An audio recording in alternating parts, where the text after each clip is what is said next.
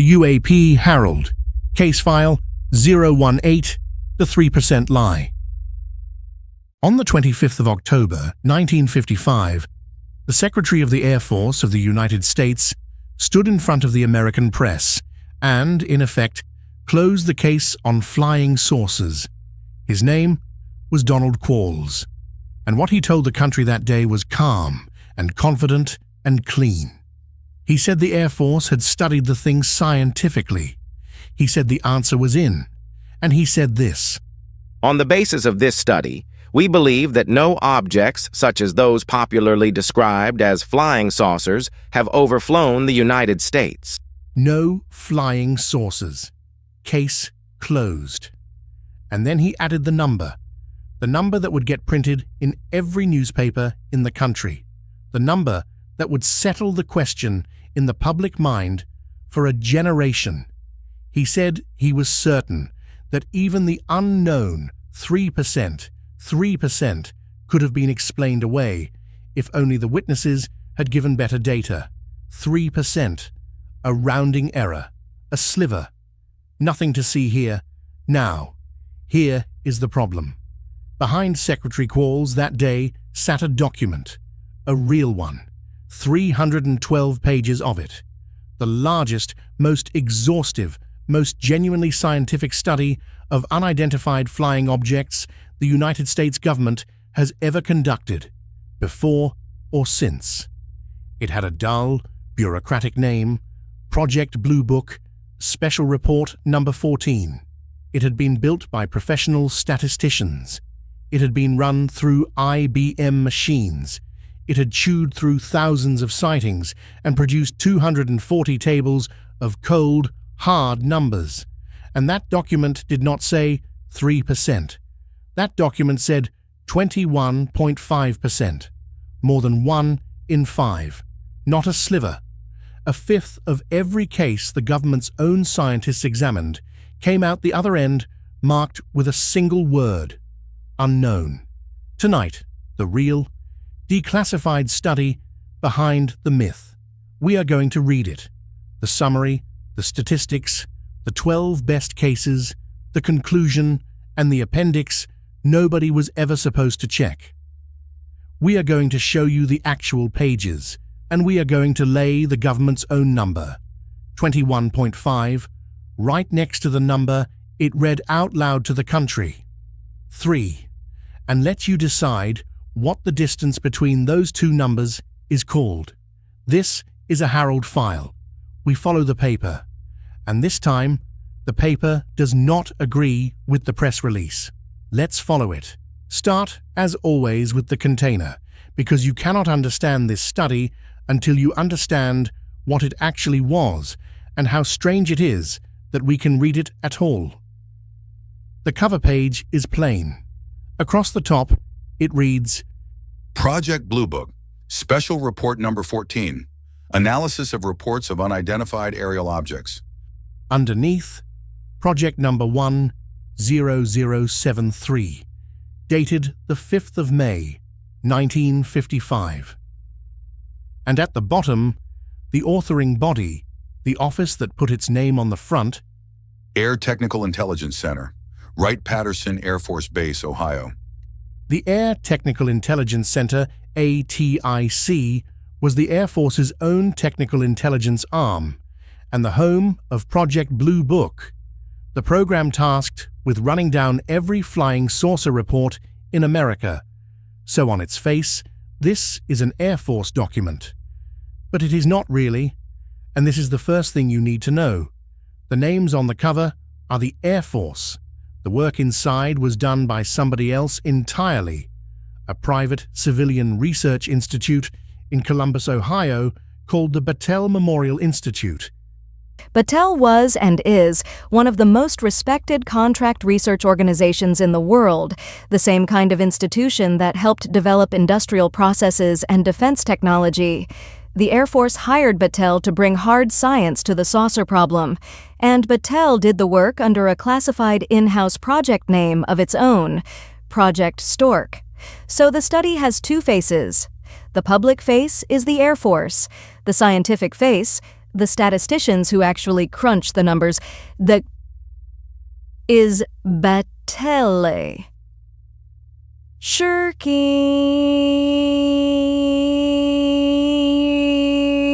stork. Hold on to that, because it matters later.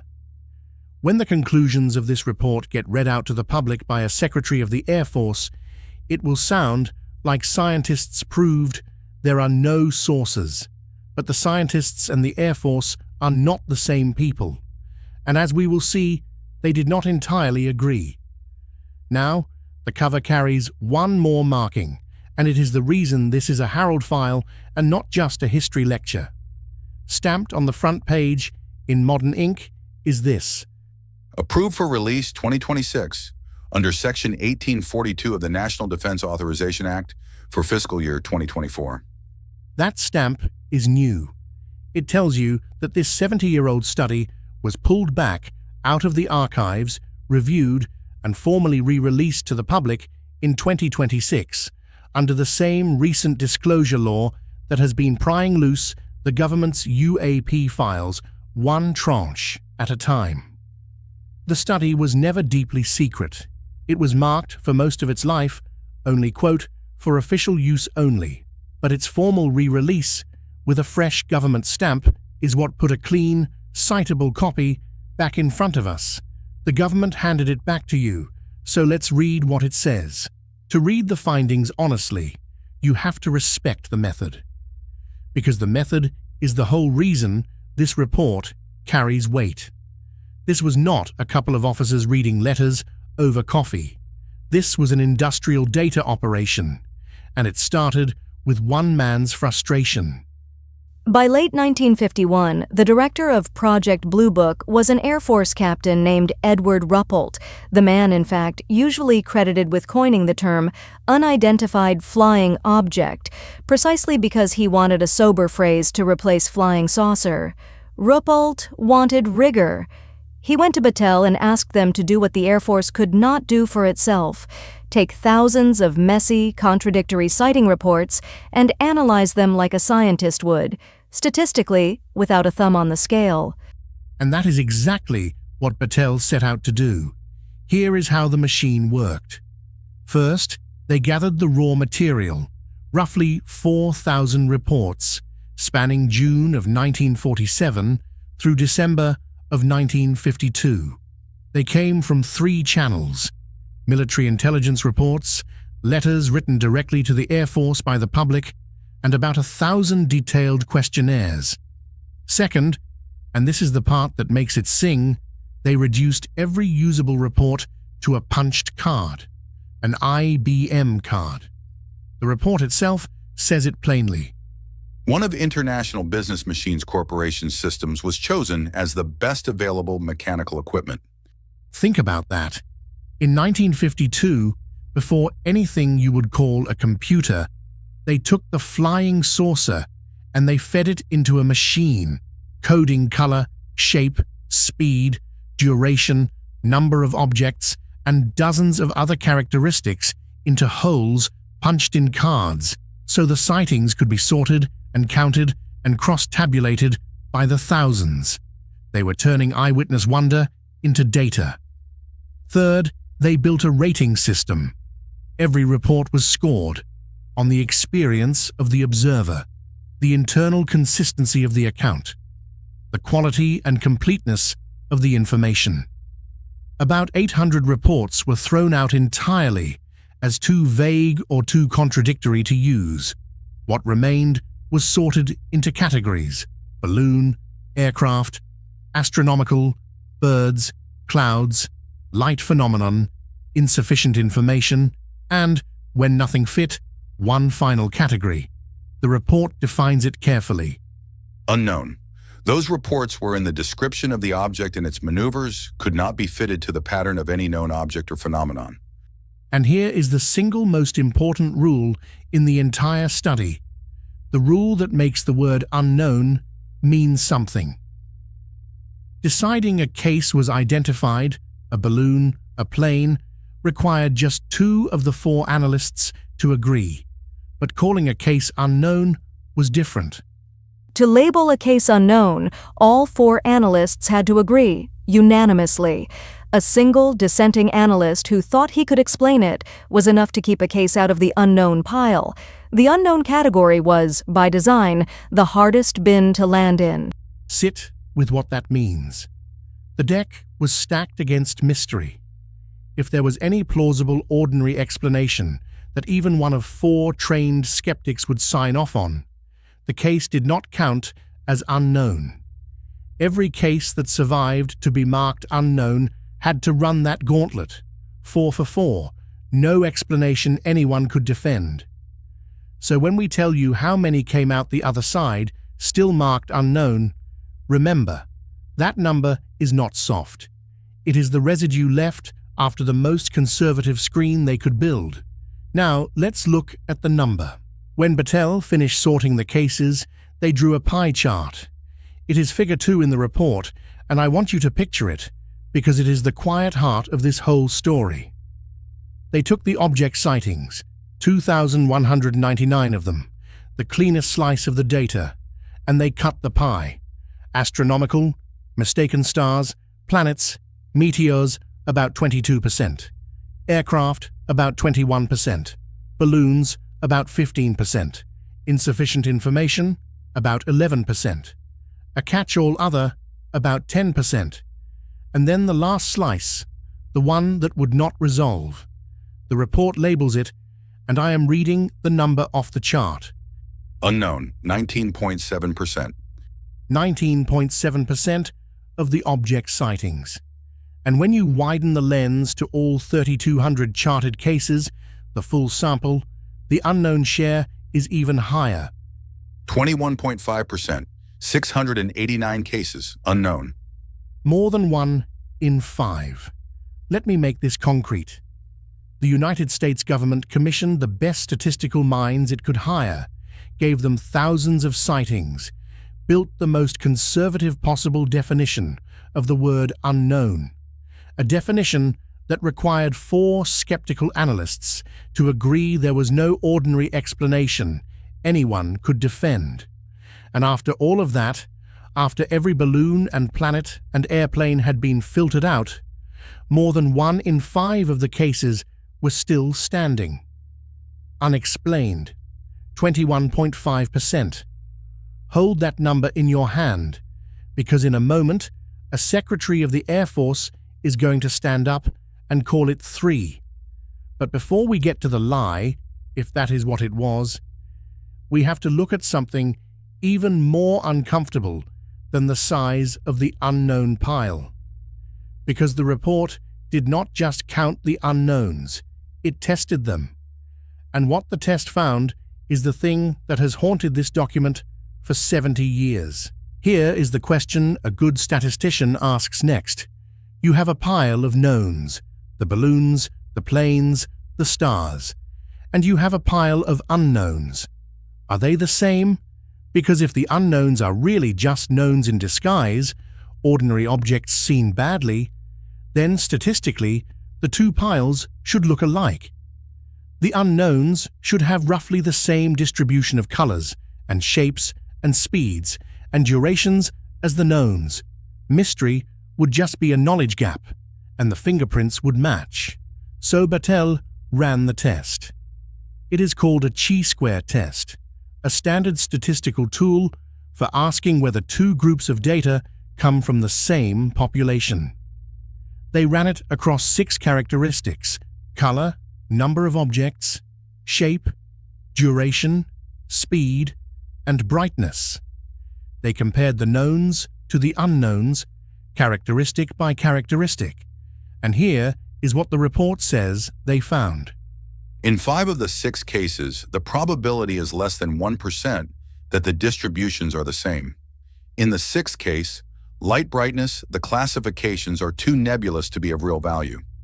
Read that again, slowly, because it is doing something enormous. 5 of the 6 characteristics. Less than 1% probability that the knowns and the unknowns are the same kind of thing. In plain language, the unknowns are not knowns in disguise. Statistically, they are a different animal. The things people could not identify were shaped differently, moved differently, lasted differently, were colored differently than the things people could identify. The fingerprints do not match. Whatever the unknowns were, the data says they were their own category, not a smudged copy of the mundane. That is the finding. That is the buried treasure in 312 pages. The government's own scientists, using the government's own data, produced a statistical result that says the unexplained cases are meaningfully, measurably different from the explained ones. Now, I have to be fair, because being fair is the whole job. The report itself does not celebrate this finding. It hedges. It argues that the difference might just mean the unknowns are ordinary objects present in unusual proportions. It even reran the numbers with the astronomical cases stripped out and called the result, quote, inconclusive. The authors did not want this finding to mean what it looks like it means, but look at what they could not explain away. The report admits that the excess of unknowns in certain duration bands, quote, cannot be explained. It notes an excess of unknowns in the fastest speed class, over 400 miles an hour, and mentions almost in passing that some radar sightings showed objects at speeds of 1 to 2,000 miles an hour and over.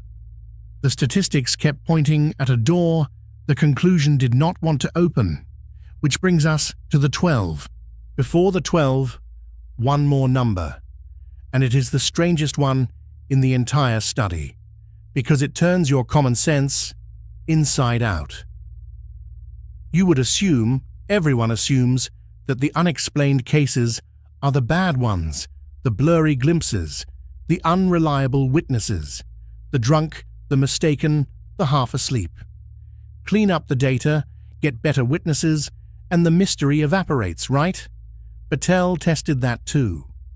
They had already rated every case for reliability, sorting them into groups from poor up through doubtful and good to excellent, based on the quality of the observer and the report. So they asked a simple question. As the quality goes up, does the unknown rate go down?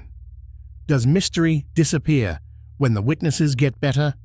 It is figure 8 in the report, and the answer is the exact opposite of what you would expect. Of the poorest report, 16.6% were classified unknown. Of the good reports, 24.8%. And of the excellent report, the best documented cases, by the most reliable observers, 33.3% were unknown. Read that curve the right way, and it will raise the hair on your arms. The better the witness, the more likely the sighting could not be explained. Among the poorest cases, about 1 in 6 was unknown. Among the excellent cases, the pilots, the trained observers, the multiple witness events with clean data, it was 1 in 3. This is the reliability paradox, and it is the single most quietly devastating fact in the document, because the skeptic's whole case rests on the idea that mystery is a product of bad data, that if you could just get a clear look, the saucer would resolve into a weather balloon. This chart says, no. When you got a clear look, from your best people, the thing got harder to explain, not easier. The mystery did not live in the noise. It lived in the signal, and the report, to its enormous credit, puts that chart right there on the page in black and white for anyone who bothers to turn to figure 8. Almost nobody did. They read the press release instead. We are going to do what almost nobody did. We are going to turn to the best cases and read them. Out of roughly 4,000 reports, Battelle pulled the very best object sighting unknowns, the ones described in enough detail to actually attempt something remarkable, to build a model, to take the eyewitness accounts and try to draw a picture of what a flying saucer if it existed, would even be. There were only 12 good enough to try, the cream of the crop. And I want to read you 3 of them, exactly as the government's document records them, because you have never heard the government describe a UFO in its own dry, careful, unsensational voice. Case 3, January 1951. 2 tower operators at a city airport and airline pilots watching the same thing. The objects were shaped like conventional aircraft. The unaccountable feature was that each had a red glow surrounding it, and was glowing itself, although it was a cloudless night. A cigar-shaped object, somewhat larger than a B-29, with no engine nacelles, slipped under the aircraft in 2 to 3 seconds.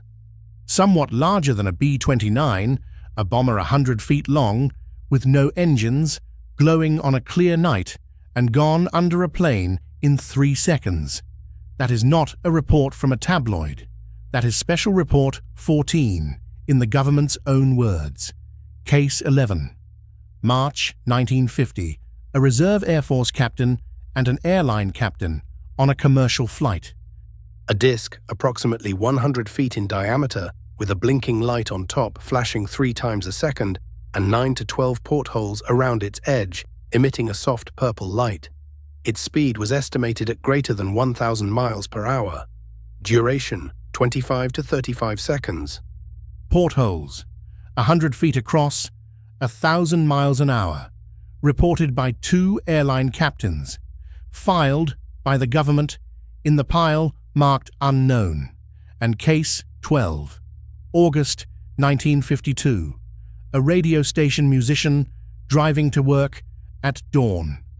A hovering object, roughly 75 feet by 45, dull aluminum, like 2 oval meat platters joined at the rim with windows and blue lights and small propellers 6 to 12 inches spaced around the edge. A silhouette of a man was visible. It made a deep throbbing sound, then ascended vertically. Vegetation at the site was disturbed, but soil samples showed nothing unusual. Now, here is where the honesty comes in, and it cuts the other way, hard.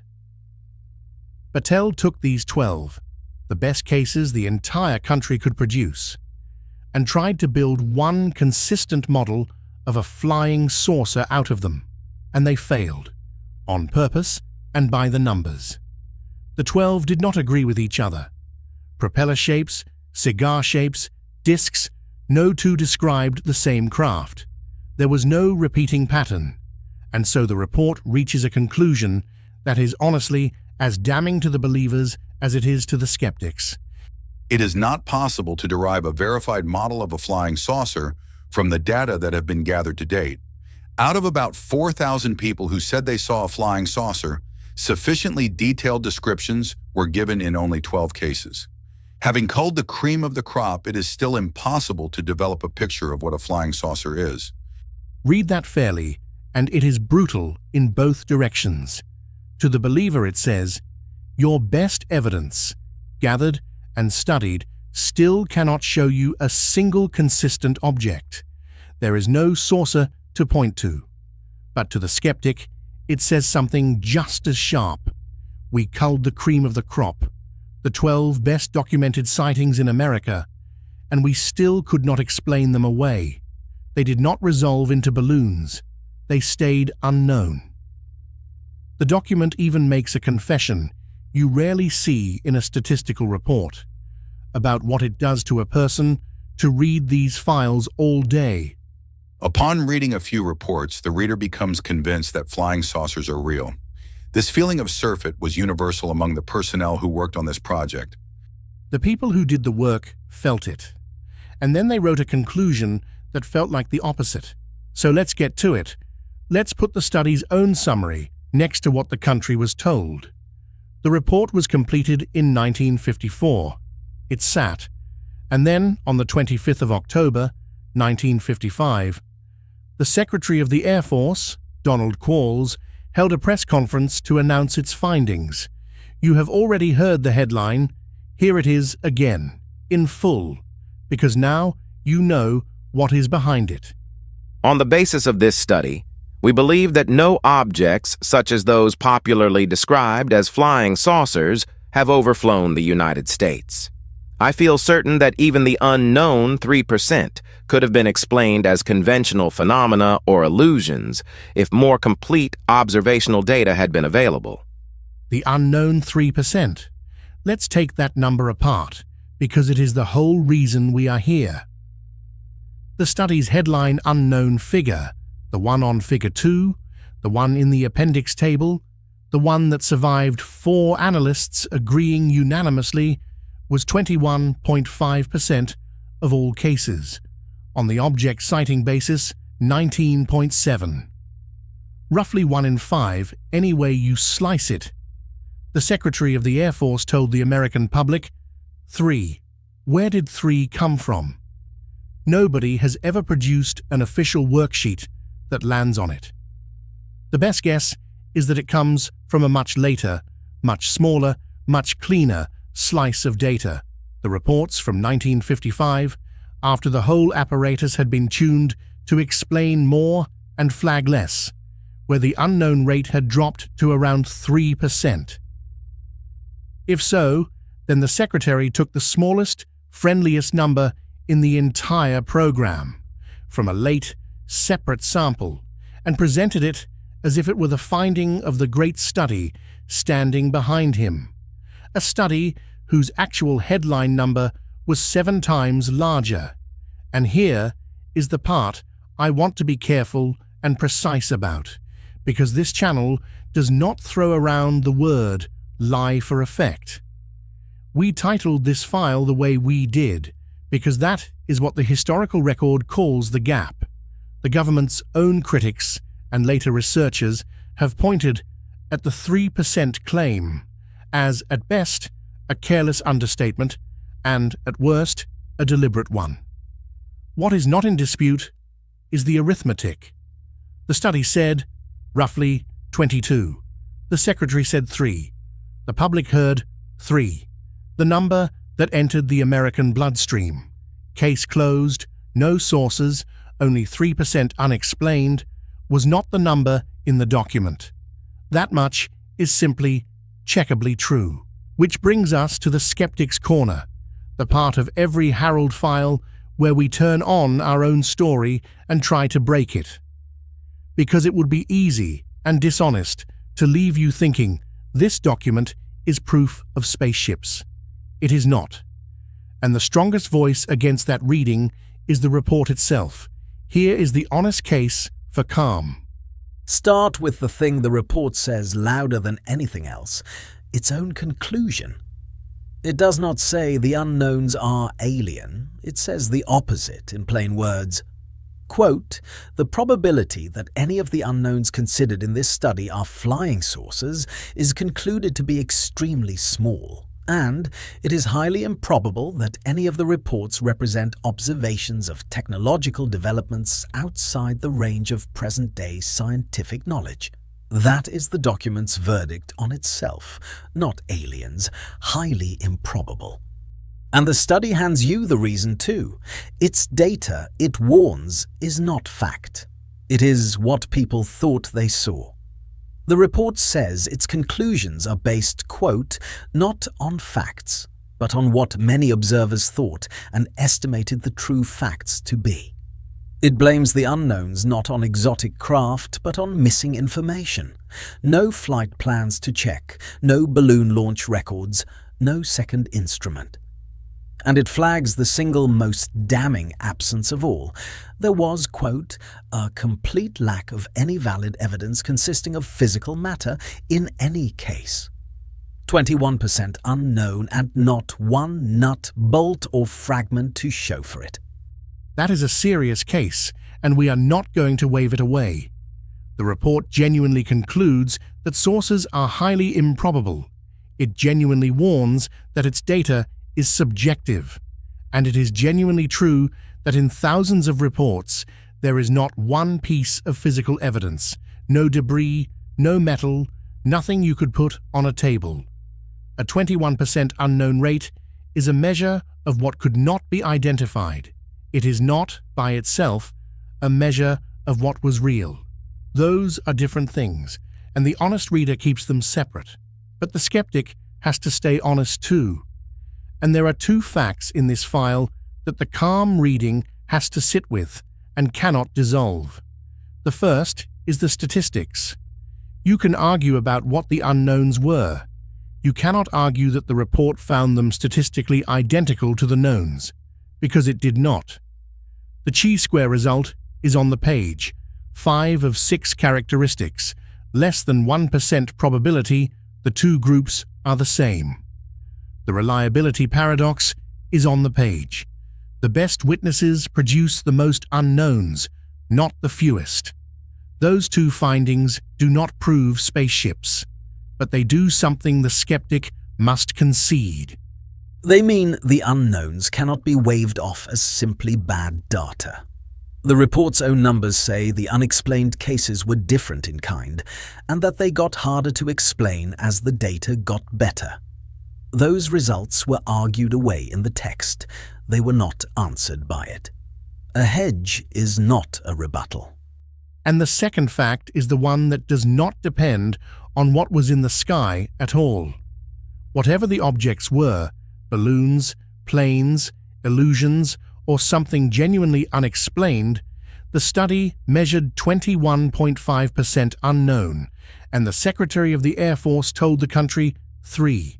You do not need to believe in a single flying saucer to see that gap. It is arithmetic, and it means that the most important thing this document proves is not about the sky. It is about the ground. It is about what a government will say out loud versus what its own paperwork says in private. The sources may be mundane. The number was not honest, and those are two separate cases, and this file makes both. There is a last question worth asking.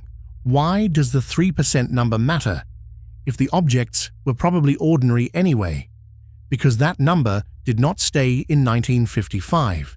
It became a template. Special Report 14 and the confident dismissal that came with it set the tone for the rest of Project Blue Book's official life, all the way to its closure in 1969. The public posture hardened into, "We studied this scientifically, and there is nothing here."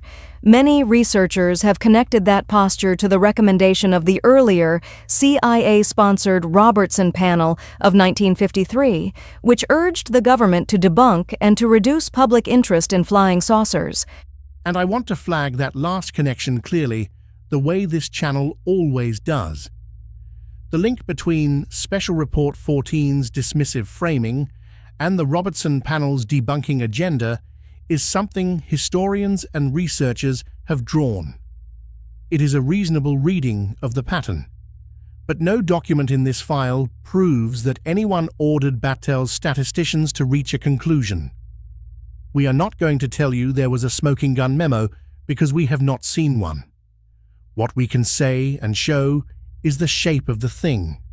A study whose numbers pointed one way, a public statement that pointed the other, and a decade of official dismissal that followed the statement, not the numbers. And then, 70 years later, the paper came back. In 2026, under a new disclosure law, the government re-released this study with a fresh stamp on the cover. The full 312 pages, Figure 2, Figure 8, the 12 cases, the 240 appendix tables, all of it. The same government that once handed the public a 3 handed back the entire document that says 22. You can read it yourself now. The appendix nobody was supposed to check is a public file. That too is part of the story. The receipts outlived the press release. Let's put it in order. The record, as the document and the historical sources actually support it, and nothing more. June 1947. Kenneth Arnold's sighting near Mount Rainier launches the flying saucer era. Late 1951, Blue Book director Edward Ruppelt commissions the Battelle Memorial Institute to study the report statistically. The classified in-house name is Project Stork. March 1952. Battelle begins reducing sighting reports to IBM punched cards. 1954. The study is completed. Roughly 4,000 reports, 3,201 charted cases, 21.5% classified unknown. 5th of May, 1955.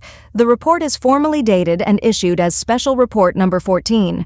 25th of October, 1955. Secretary of the Air Force. Donald Quarles announces the findings to the press and states that only the unknown 3% remained and that no flying saucers had overflown the United States. 1969. Project Blue Book is closed. 2026.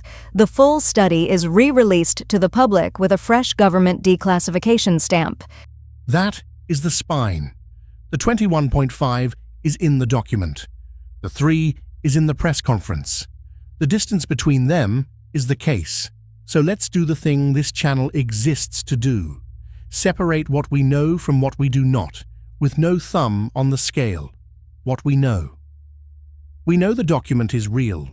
312 pages, built by the Battelle Memorial Institute for the Air Force, dated the 5th of May, 1955, re-released to the public in 2026.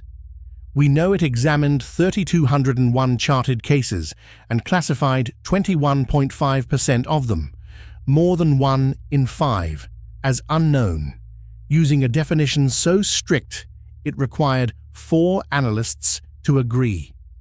We know its own chi-square tests found the unknowns statistically different from the knowns in 5 of 6 characteristics, at less than 1% probability. We know its reliability chart shows the unknown rate rising with witness quality, 33% among the excellent cases. And we know that the Secretary of the Air Force stood up in October of 1955 and told the public the number was 3. All of that is on paper. All of that is checkable. Now, what we do not know, and we will not shrink this list to make you comfortable. We do not know what the unknowns were. The report itself says physical evidence was completely absent and calls exotic explanations highly improbable. We do not know that any of them were craft of any kind.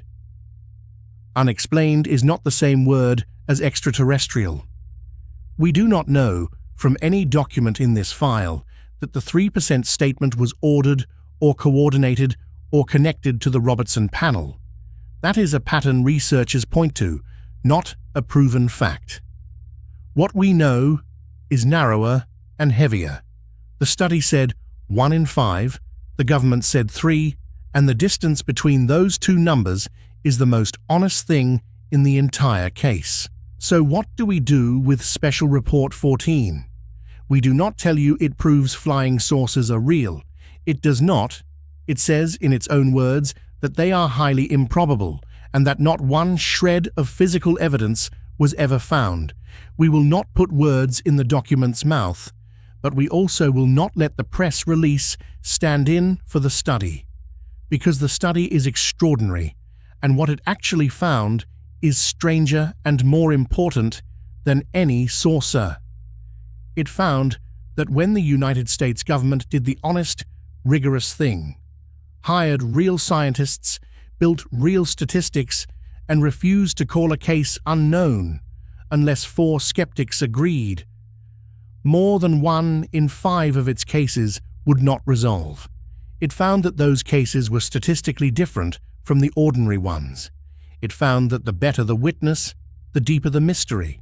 And then a Secretary of the Air Force looked at all of it and told the country the number was 3.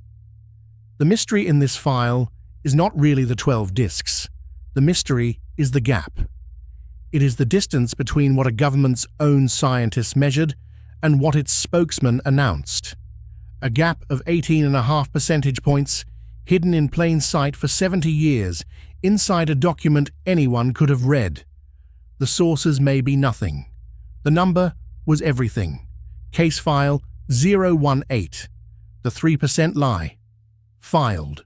This episode was investigated and produced by an autonomous multi-agent AI system.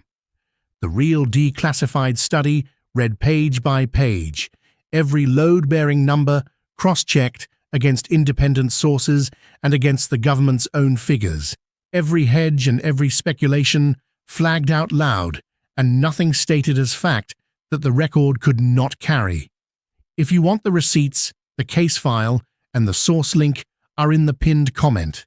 The UAP Harold, Declassified, Investigated, Filed.